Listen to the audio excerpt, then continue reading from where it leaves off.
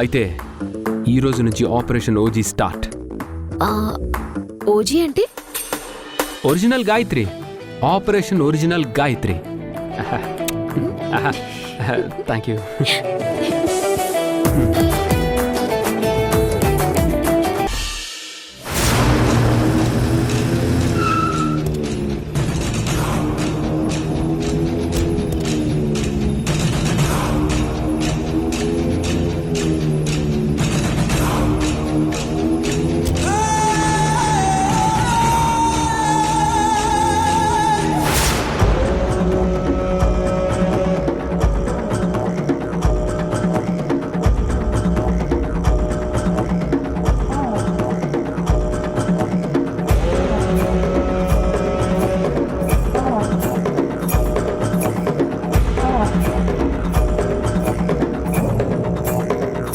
ఆగు.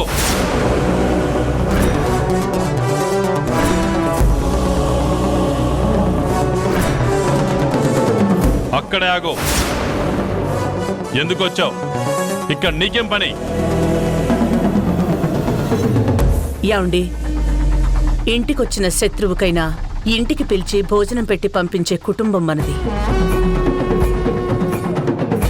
రానివ్వండి, లోపలికొచ్చాక ఎందుకొస్తుందో తెలుస్తుంది కదా.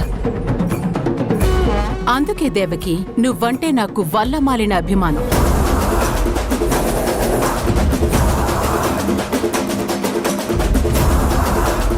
ఆ అభిమానంతోనే నీకొచ్చిన అవార్డుకి అభినందించడానికొచ్చాను. కానీ మీ ఆయనేమో ఇంట్లోకి రానివ్వద్దు అంటున్నారు, నువ్వేమో శత్రువ్వే అంటున్నావు. నువ్వు అభిమానంతో వచ్చినా ఆ అభిమానం వెనక ఏదో ఒక అవసరం ఉండే ఉంటుంది. బాంబులు పెట్టి కొంపలు కూల్చి కుటుంబాల్ని నాశనం చేయాలనుకునే వాళ్ళకి అభిమానాలు ఆప్యాయతలు ఉండవు. కుళ్ళు కుతంత్రాలు మాత్రమే ఉంటాయి. ఈవిడి మాటలకేం గాని ఇంటర్నేషనల్ అవార్డుని గెలుచుకున్నందుకు అభినందనలు. కంగ్రాచులేషన్స్. ఈ అవార్డుని తొందరలోనే అందరి ముందు మిస్ చేసుకోకుండా అందుకోవాలని మనస్ఫూర్తిగా కోరుకుంటున్నాను. మిస్ చేసుకోకుండా అంటే మీ ఉద్దేశం ఏంటి?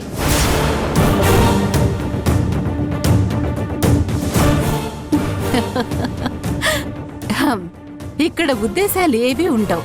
నీ టైం బాగుండి అవార్డులు రివార్డులు నీ సొంతం అవుతున్నాయి. టైం బాగోలేనప్పుడు వచ్చిన అవార్డులు కూడా రెక్కలొచ్చి ఎగిరిపోతాయి. అంటే ఏంటి? మాకొచ్చిన అవార్డుని నీ ఇన్ఫ్లుయెన్స్ తో ఏదైనా చేద్దామనుకుంటున్నావా? సాధించగలిగే సత్తా లేనప్పుడు సాధించిన వాళ్ళని చూస్తే ఈర్ష్య అసూయలు పుడతాయి. అందుకే ఎంతకైనా తెగించి ఏమైనా చేయాలనే ప్లాన్ చేయాలనుకుంటుందేమో. నేనేం అనుకోవడం లేదు. ఏవైనా జరగచ్చు, గుర్రం ఎగరావచ్చు అంటున్నాను. అయినా నువ్వేంటి మధ్యలో?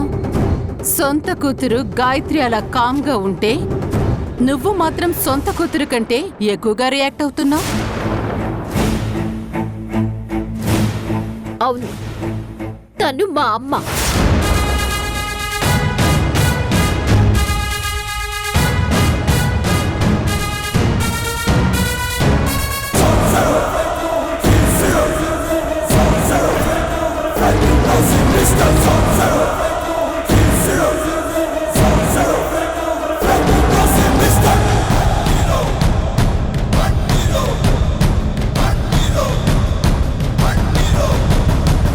ఇంకా చెప్పాలంటే నాకు మా అమ్మ నాన్నల కన్నా ఎక్కువ.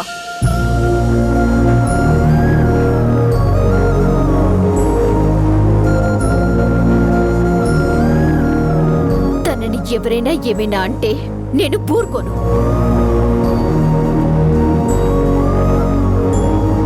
రాధా, నువ్వు ఆవేశపడకు. అందుకే పని వాళ్ళకి ఎక్కువ చనువివ్వకూడదు. ఓనర్స్ ని డామినేట్ చేస్తారు. ఏం గాయత్రి, ఎలా ఉన్నావు?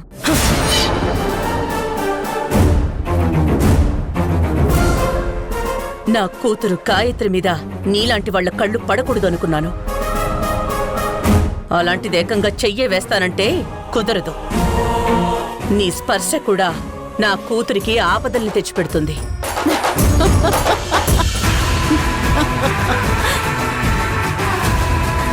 కూతురు, సొంత కూతురు.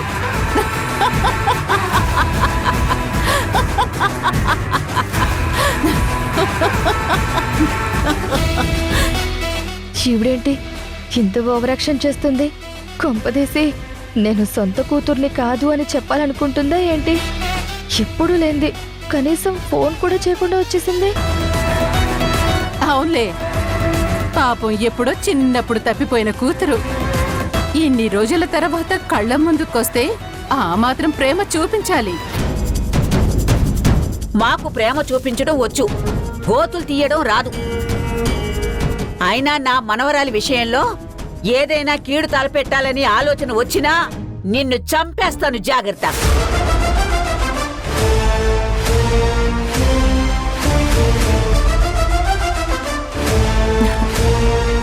ఎందుకండి ఈ వయసులో అంత ఆవేశం? మా బామ్మనేమన్నా అంటే మర్యాదగా ఉండదు. ఇది మా కుటుంబ విషయం, మీకు సంబంధం లేనిది. వచ్చిన పని చూసుకుని ఇక మీరు బయలుదేరొచ్చు. మా విషయంలో కలుగు చేసుకోవద్దు. అబ్బా, ఎంత పొగరు! నిన్ను చూస్తుంటే దేవకి 2.0ని చూస్తున్నట్టుగా ఉంది.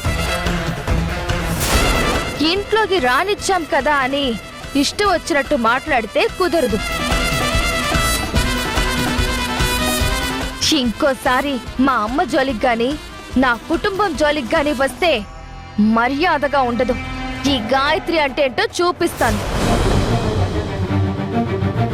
ఏం నటిస్తున్నారు? ఒకరికొకరు తెలియనట్టుగా బద్ద శత్రువులా నటిస్తున్నారు. కానీ దీని వెనుక ఏదో ఉద్దేశం ఉంది. నన్ను ఎదుర్కోవడం మీ అమ్మ వల్లే కావడం లేదు. ఇక నువ్వేం చేస్తావు? చూడు గాయత్రి, నువ్వాగమ్మా. ఇలాంటి వాళ్లతో నువ్వు ఎంత దూరంగా ఉంటే అంత మంచిది. నా మనవరాలు ఈవిడికి భయపడేదేమిటి? ఇలాంటి వాళ్ళకి సరైన సమాధానం చెప్తుంది. అత్తయ్య, మీరుండండి. చూడు, నన్ను అభినందించడానికి వచ్చాను అంటున్నావు గాని నీ మాటల్లో నీ చేతల్లో ఈర్ష్య ద్వేషాలు కనిపిస్తున్నాయి. నీకు ఎలా కనిపించినా నేనొచ్చింది నిన్ను అభినందించడానికే. Anyhow, congratulations. ఇంతటి ద్వేషంతో తెచ్చిన అభినందనలు నాకొద్దు. దయచేసి నువ్వు తీసుకొచ్చిన బొకేని తీసుకెళ్ళి వచ్చిన దారినే వెళ్ళు. లేదంటే ఈ దేవకి సంగతి తెలుసుగా? తెలుసు, బాగా తెలుసు. హ, సరే, అలాగే వెళ్తాను. గాయత్రి, జాగ్రత్త. నువ్వు జాగ్రత్తగా ఉండు. చూడు రాధా, పనిదాని విప్పనిదానిలా ఉండు. పనిచ్చిన ప్రతి ఒక్కరూ అమ్మైపోరు. నీతో అవసరం తీరాక బయటికి విసిరేస్తారు. Take care. బాయ్.